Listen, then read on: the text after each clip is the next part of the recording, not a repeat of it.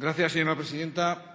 Señoras y señores diputados, el Grupo Parlamentario Socialista va a respaldar la toma en consideración de esta propuesta de ley que plantea elevar el salario mínimo en nuestro país. Y lo vamos a hacer porque elevar y dignificar los salarios ha sido y es una constante en nuestra acción de gobierno, cuando gobernamos, y en nuestra labor de oposición, cuando es esa nuestra responsabilidad. De hecho, una de las primeras iniciativas que hemos registrado en esta legislatura persigue también elevar el salario mínimo, alcanzar el 60% del salario medio en el salario mínimo y facilitar así que la recuperación económica alcance a todos y no solo a unos pocos. Durante la tramitación de esta propuesta ajustaremos cifras y ajustaremos plazos, porque hay alguna que otra deficiencia en el planteamiento del grupo proponente. En el punto 7 del preámbulo se establece el objetivo, por ejemplo, de alcanzar el 60% del salario medio a fecha 1 de enero de 2019 y, sin embargo, en el artículo 1 de la ley se especifican cifras para el 1 de enero del 2018, para el 1 de enero del 20, pero nada para el 1 de enero del 19. La cifra que aparece en el 2020, además, es inferior al cálculo del 60% del salario medio que debió alcanzarse el año anterior, según el preámbulo. En fin, alguna que otra carencia, alguna que otra deficiencia que tendremos que solventar en el trámite de las enmiendas. Lo relevante, sin embargo, es que resulta prioritario elevar el salario mínimo interprofesional de manera significativa en este país.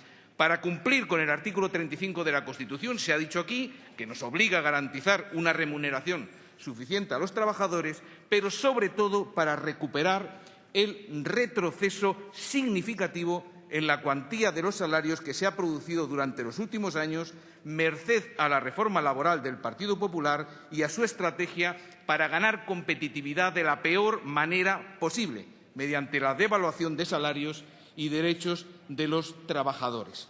Porque, señorías, un país que apuesta a crecer económicamente mediante salarios bajos es un país socialmente injusto, económicamente débil y, añadiría más, democráticamente enfermo.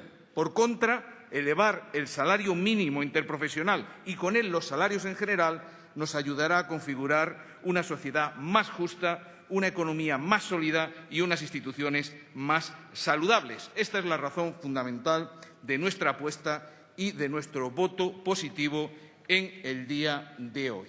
La fijación del salario mínimo es un instrumento clave, fundamental para las políticas de cohesión social, para asegurar poder adquisitivo y de compra a los trabajadores, para prevenir y para combatir, por tanto, la pobreza y la exclusión social.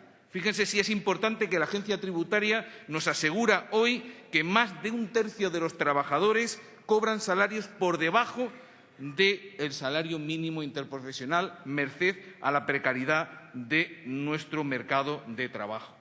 La evolución del salario mínimo durante los últimos años en este país es muy significativa. Nunca desde la transición democrática se había dado una secuencia tan empobrecedora en la evolución del salario mínimo como la sufrida durante el último gobierno del Partido Popular. Nunca. Salario mínimo congelado en 2012 y en 2014.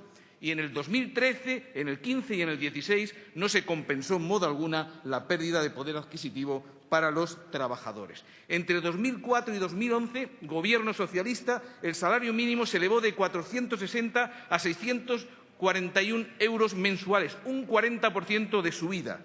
Sin embargo, entre 2011 y 2016, con Gobierno del Partido Popular, el salario mínimo apenas subió un 13 euros en términos absolutos.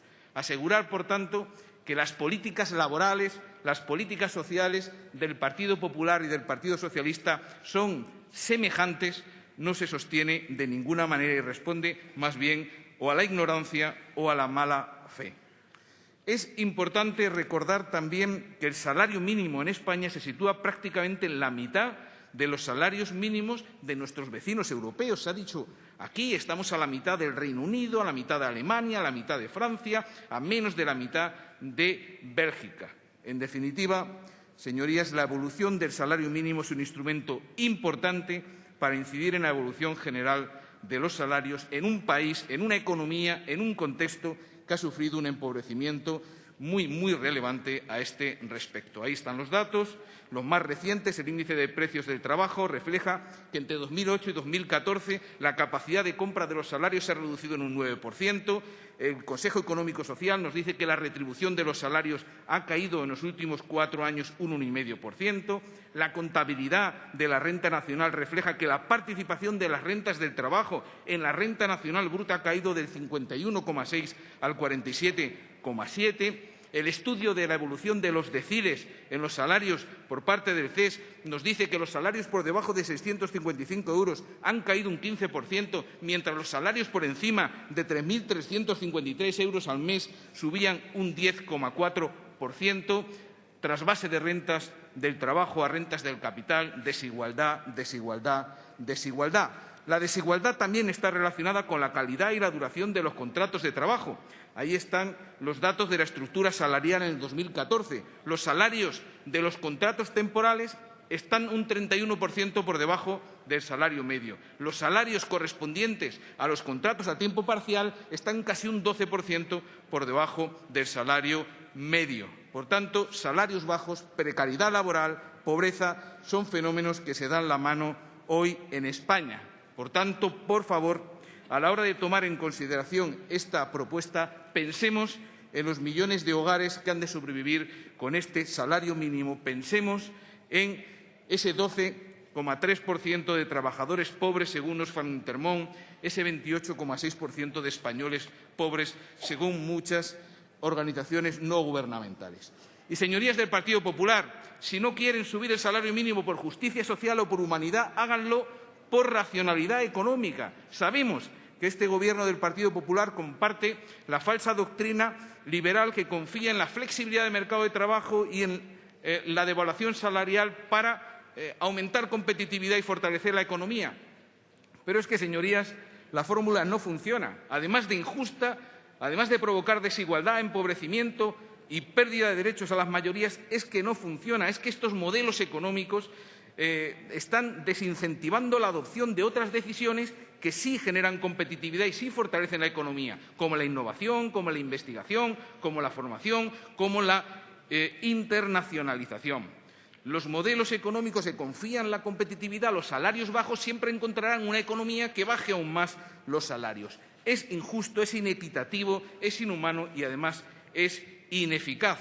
Hasta el Fondo Monetario Internacional alerta ya de los riesgos de las economías que apuestan por competitividades basadas en salarios bajos, caída de estímulos a la educación y la formación, caída del consumo, caída de la credibilidad y confianza en las instituciones. Las economías más competitivas y más sólidas son las economías más justas y más equitativas a la vez, las que apuestan por competir mediante la formación, la educación, la calidad de las instituciones, la estabilidad de los empleos y los mejores salarios. Acompáñennos en la apuesta por elevar el salario mínimo, háganlo por justicia social y, si no quieren, háganlo por racionalidad económica o por salud democrática, señorías, porque la desigualdad es el principal enemigo de la democracia. No hay mayor disolvente en la credibilidad y la estabilidad de la democracia que el incremento de las desigualdades y que la desesperanza de las mayorías en su propio futuro y en el futuro de sus hijos. Señorías, desigualdad, populismo y riesgo para la democracia son caras de la misma moneda. Cuando el ciudadano desesperado acude al médico y el médico no le escucha o no le resuelve, el ciudadano acude al curandero o al brujo o al chamán o al taumaturgo. No le resolverá nada, se los agravará los problemas, pero le proporcionará una manera de encauzar frustración y enfado. Tengámoslo en cuenta, el populismo, señorías de Ciudadanos que acaban de mencionarlo como riesgo, cabalga en realidad a lomos de la injusticia y no se combate negando los problemas o esgrimiendo inmovilismo frente al liquidacionismo o rechazando propuestas positivas como esta. El cuestionamiento al sistema se combate minando sus fuentes y sus causas, reconociendo los problemas y cambiando la realidad en el sentido de la equidad y la justicia, por ejemplo, elevando el salario mínimo interprofesional hasta el 60% del salario medio, como propone esta iniciativa. Señorías, hagámoslo por justicia social, hagámoslo por racionalidad económica, hagámoslo por salud democrática. Entre tanta deshumanidad, demos un paso, aunque sea un pequeño paso, para humanizar esta casa, para humanizar sus decisiones y su reflejo en la vida de los españoles. Muchas gracias.